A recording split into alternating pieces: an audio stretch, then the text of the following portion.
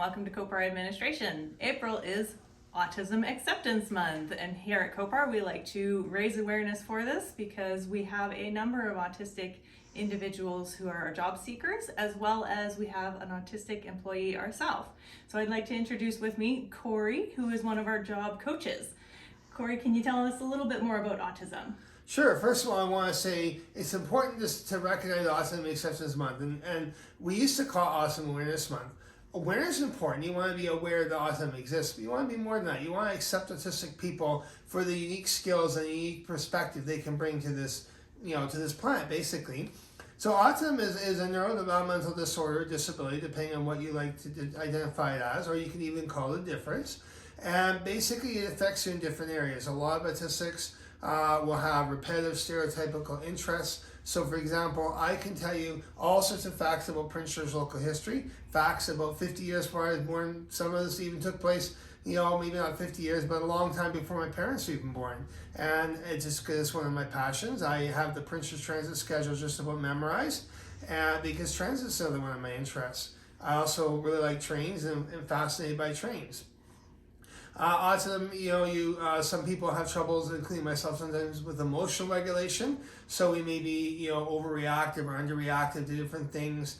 Eye contact can be a struggle. A big thing for me in a lot of autistics is dealing with change. I do struggle a lot with change, and that can be really hard sometimes.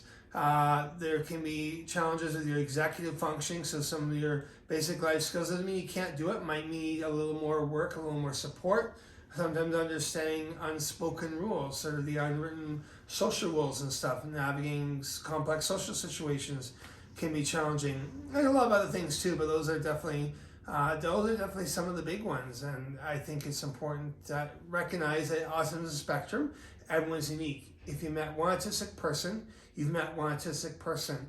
Don't compare me to another autistic person because their autism is going to be different than mine. Some autistics are non-speaking, so they don't use verbal communication or verbal speech. They'll use other methods to communicate. Some, like myself, have very fluent speech. Others will find themselves somewhere in the middle. Autism is as different for each individual as it is for each employer in each workplace.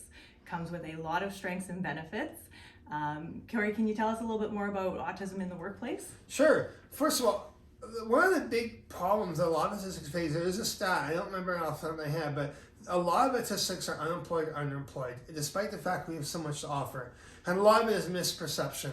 A lot of employers like, I can't afford to hire an autistic employee. They're going to cost a lot to train, they're going to cost a lot to support, they're going to cost thousands in accommodations. I just can't do that. And that's really not the case. There's actually a recent study from a few years ago out of the US from the Job Accommodation Network that shows most adjustments. We like to use the term adjustments rather than accommodations because accommodations, kind of that legal words, got all those kind of connotations to it. Where adjustments, you're just looking at simple adjustments you're making to the workplace usually, and most of the time they cost nothing according to the study. The maximum they typically cost is $500. Now, if an employer is putting in a wheelchair ramp for someone with a mobility impairment, that's going to cost you a lot more than $500. And they're going to do it, and so they should. So they can accommodate for that. They can easily afford to accommodate for an autistic individual. The biggest expense I can think of off the top of my head for a lot of them might be maybe replacing the fluorescent lights in their office with the LED lights, but not everyone's going to need that. I can work with fluorescent lights as long as they're not flickering and as long as they're not buzzing too loud. A big thing with me is change. Give me advance notice about change, explain the reasons for the change, and involve me in that change management process.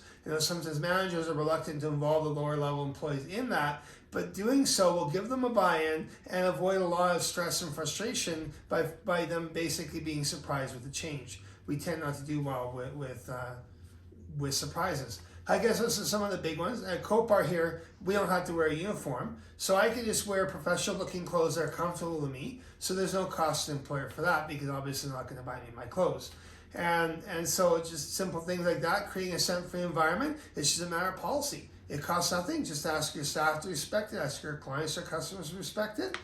A little bit of understanding. You may notice me tugging on my clothes. I forgot to mention earlier. A lot of autistics we stim, or what's called self-stimulatory behaviors. Things we do automatically without even realizing it a lot of times. And just understanding, okay, your employee's not weird.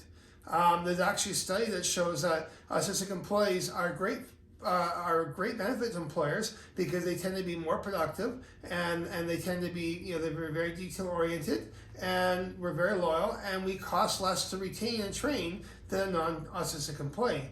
It's a great win for employees and for employers. Absolutely. So whether you're an autistic individual looking for work or an employer looking to hire an autistic individual, Kopar has supports that can help you. So give us a call, 1-877-564-3545, or visit us online, www.koparadmin.ca. People for jobs, jobs for people.